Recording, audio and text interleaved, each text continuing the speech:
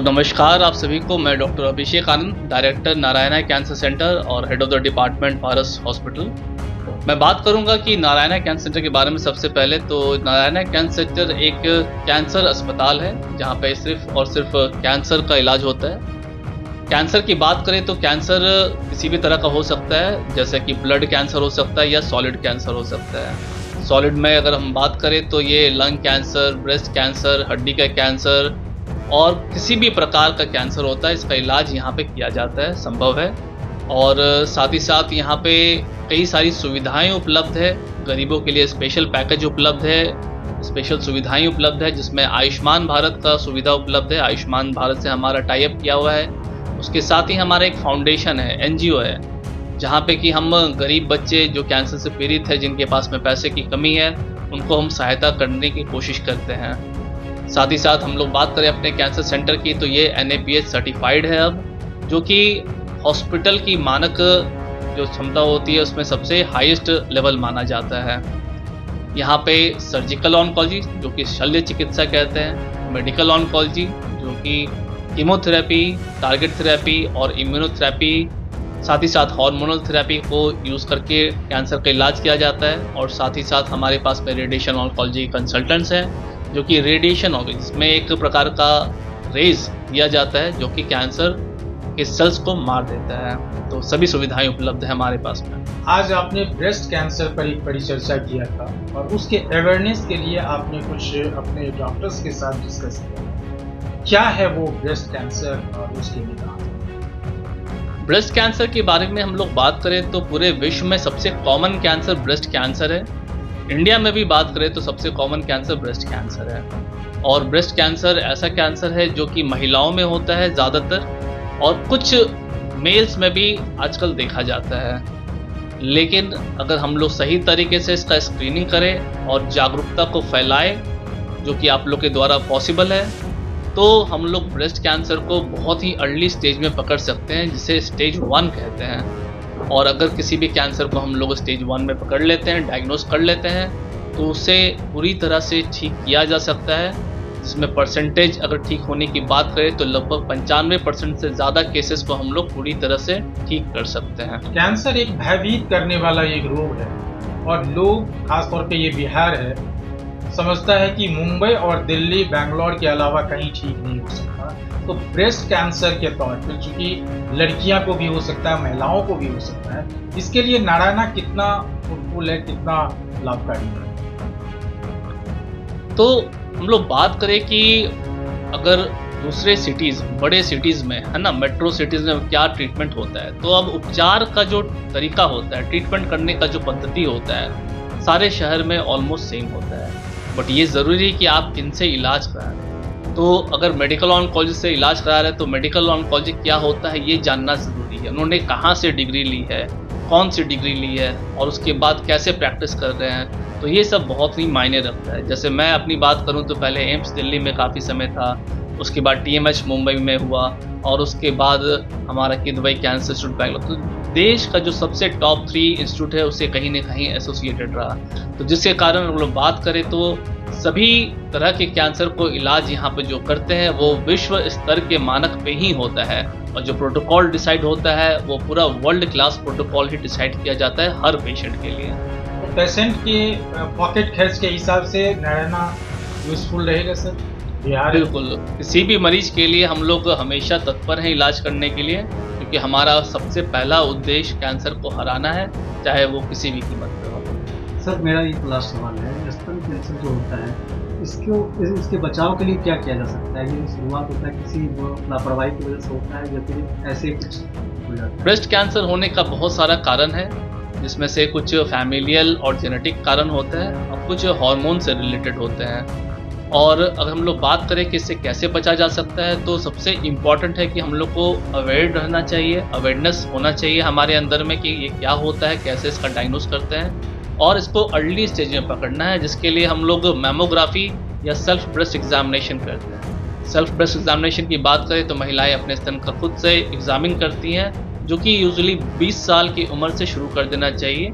और मैमोग्राफी का जो जांच होता है या जो किया जाता है वो लगभग 40 से 45 साल की उम्र में शुरू कर देना चाहिए, जिसके द्वारा हम लोग ब्रेस्ट कैंसर को अर्ली स्टेज में पकड़ सकते हैं, और एक बार अर्ली स्टेज में पकड़ा जाता है कैंसर तो उसे पूरी तरह से ठीक किया जा सकता है। कैंसर डेटा की तो लगभग 2 करोड़ से ज़्यादा कैंसर के डायग्नोसिस होते हैं हर साल, जिसमें से 1 करोड़ कैंसर के पेशेंट्स का डेथ हो जाता है। तो मतलब 2 में से 1 कैंसर पेशेंट्स का डेथ हो जाता है कैंसर की वजह से। 50% of the cancer patients die after diagnosis. Incidence wise बात करें तो सबसे कॉमन जो कैंसर होता है वो लंग कैंसर होता है, उसके बाद ब्रेस्ट कैंसर होता है, और मोर्टेलिटी वाइज बात करें तो लंग कैंसर सबसे कॉमन होता है और कोलोरेक्टल उसके बाद होता है। लेकिन अब 2024 में अगर बात करें तो सबसे कॉमन कैंसर अगर देखा जाए पूरे विश्व में तो वो है ब्रेस्ट कैंसर। स्तन का कैंसर पूरे विश्व में सबसे कॉमन कैंसर है, और इंडिया में अगर हम लोग बात करें तो इंडिया में भी स्थिति कोई बहुत अच्छी नहीं है। लगभग 11 लाख से ऊपर नए केसेस हर साल डायग्नोज होते हैं कैंसर के, जिसमें से कि लगभग 8 लाख कैंसर के मरीज का डेथ हो जाता है, क्योंकि एडवांस स्टेज में आते हैं वो लोग। ये सब न्यू केसेस है मेल्स में, और फीमेल्स में देखा जाए महिलाओं में होने वाला सबसे प्रमुख कैंसर जो होता है वो ब्रेस्ट कैंसर होता है। तो लगभग 27% सभी कैंसर में से ब्रेस्ट कैंसर सबसे कॉमन होता है। 27% कंट्रीब्यूट करता है ब्रेस्ट कैंसर सभी कैंसर्स में, फीमेल्स में। और इसके बाद सर्विक्स होता है, बच्चेदानी का मुंह, उसके बाद ओवरी होता है, और उसके बाद मुंह का कैंसर होता है। तो ये सभी कैंसर कॉमन होते हैं महिलाओं में। तो कैंसर कैसे होता है ये जानना ज़रूरी है। तो डिफरेंट होता है, तंबाकू होते हैं, उसके अलावा लाइफस्टाइल होता है, और ओबेसिटी होता है। तो ये सब काफ़ी इम्पोर्टेंट काउज है, और WHO के मुताबिक लगभग 50% कैंसर से हम लोग बच सकते हैं अगर हम लोग लाइफस्टाइल को मॉडिफाई करें, खाना अच्छा खाएं, रेगुलर एक्सरसाइज करें, वैक्सीन लें, अपने स्किन को बचाएं। अगर ये सब करते हैं तो हम लोग लगभग 50% कैंसर से बच सकते हैं। Sign and symptoms of cancer, क्या क्या होता है क्या नहीं होता है ये भी जानना ज़रूरी होता है। तो किसी भी पार्ट में अगर लंप होता है तो उसे हम लोग कैंसर सोच लेते हैं, लेकिन उसका प्रॉपर डायग्नोसिस होना ज़रूरी है। बात करेंगे ब्रेस्ट कैंसर के बारे में। ब्रेस्ट कैंसर फीमेल्स में होने वाला सबसे कॉमन कैंसर है, और ये 5वां सबसे कॉमन कैंसर रिलेटेड डेथ का कॉज होता है। मतलब अगर कैंसर की बात करें कि इस नंबर पे ब्रेस्ट कैंसर डेथ कराता है, तो ये 5वां नंबर होता है ब्रेस्ट कैंसर में डेथ कराने का। और इसका इंसिडेंस जो है एज के साथ बढ़ता जाता है। 8 में से 1 महिला को ब्रेस्ट कैंसर होना तय है पूरे विश्व में अगर बात करें तो। और लगभग इंडिया में जैसे मैंने बताया कि 1.6 लाख 1,60,000 नए केसेस हर साल डायग्नोज होते हैं, और जिसमें से कि लगभग 75,000 से ज़्यादा केसेस की डेथ होती है। तो क्या क्या रिस्क फैक्टर है, ब्रेस्ट कैंसर होता क्यों है? सबसे इम्पॉर्टेंट है फैमिली हिस्ट्री। अगर आपके फैमिली में किसी को ब्रेस्ट कैंसर है, जैसे आपकी माँ को है, मौसी को है, दादी को है, नानी को है, तो आप में वो कैंसर होने का खतरा बढ़ जाता है, क्योंकि उसके अंदर कुछ जीन्स होते हैं। सेल्स के अंदर जो कोशिका जिसे हमें कहते हैं, उसके अंदर न्यूक्लियस होता है, न्यूक्लियस के अंदर DNA RNA होता है। DNA RNA जो होता है वो जीन्स को बनाता है। तो इस जीन्स में अगर कुछ एबनॉर्मलिटी होती है, म्यूटेशन होता है, तो वो आपको कैंसर करा सकता है, कैंसर का कारण बन सकता है। इसके अलावा अर्ली मेनार्की, मेंसेस का जल्दी आना, लेट मेनोपॉज, मेंसेस का लेट से ख़त्म होना, शादी लेट से होना, बच्चे लेट से होना, ये सब आपका कैंसर जो ब्रेस्ट का होता है उसका प्रमुख कारण है।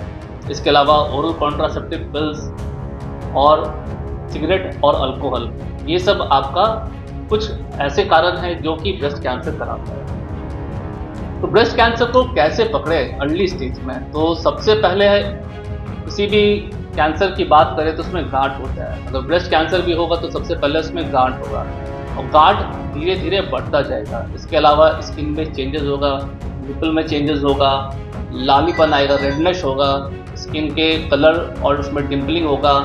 तो ये सब कॉमन और अर्ली साइंस है ब्रेस्ट कैंसर। थोड़ा सा बढ़ जाता है जब कैंसर ब्रेस्ट का, तो एक्जिला जो कांख होता है उसके पास भी गांठ आ जाता है।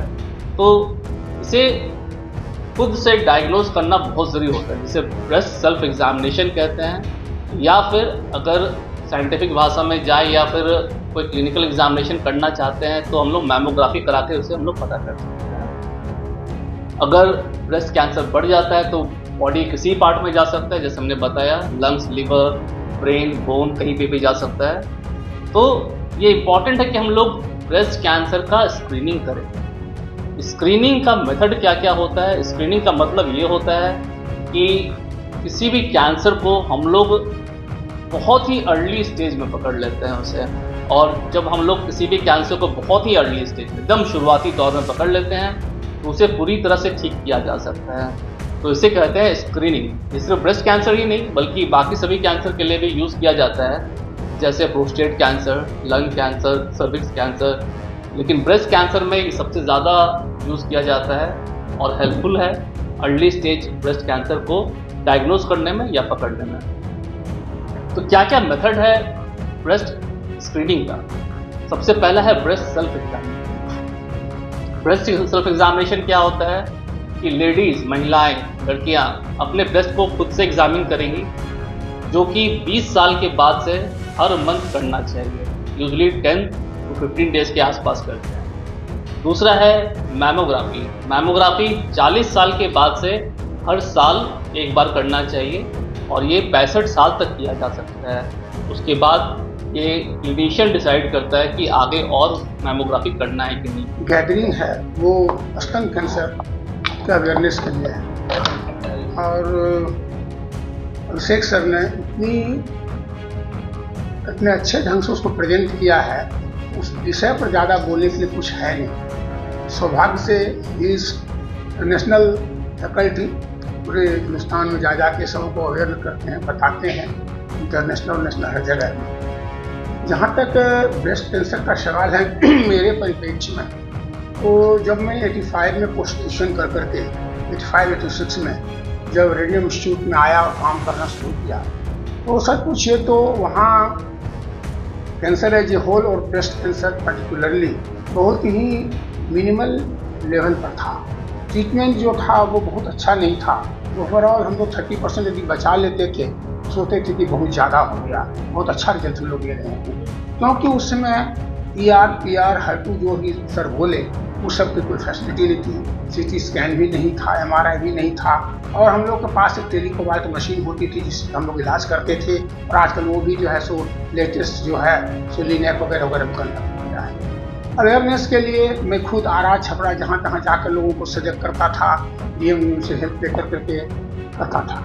अभी जो मैं देखता हूँ हमारे प्रेस के बंधु सब उसको बहुत ही अच्छे ढंग से लेते हैं, और जिसके चलते कि लोगों में जो जागृति हुई है, अब एडवांस केसेस की संख्या कंपैरेटिवली ईयर बाय ईयर कमती जा रही है और अर्ली केसेस की संख्या ईयर बाय ईयर बढ़ती जा रही है, क्योंकि अब महिलाओं में भी सजगता आई है।